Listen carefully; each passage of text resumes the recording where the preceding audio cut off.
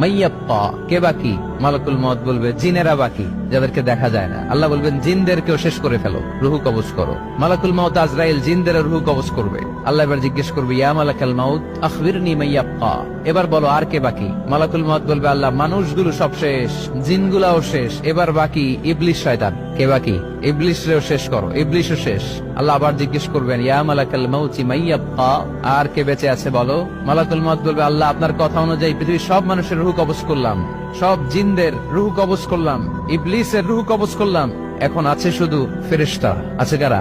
যাও ফেরেশতাদের রুহু কবজ করো। ফেরেশতাদের রুহু কবজ হয়ে যাবে। এবার আল্লাহ জিজ্ঞেস করবেন ইয়া মালাকাল মউত আখবিরনি মাইয়াব্বা। মালাকুল মউত বলবে আল্লাহ আপনার কথা মতো ধরে ধরে সব শেষ, ফেরেশতাও শেষ, 4 জন ছাড়া। কয়জন ছাড়া? জোরে বলেন কয়জন ছাড়া? ইসরাফিল, জিব্রাইল, মিকাইল, আজরাইল। আল্লাহ এই 4 জন আমরা বাকি। আল্লাহ বলবে যাও ইযহাব ইনতালিক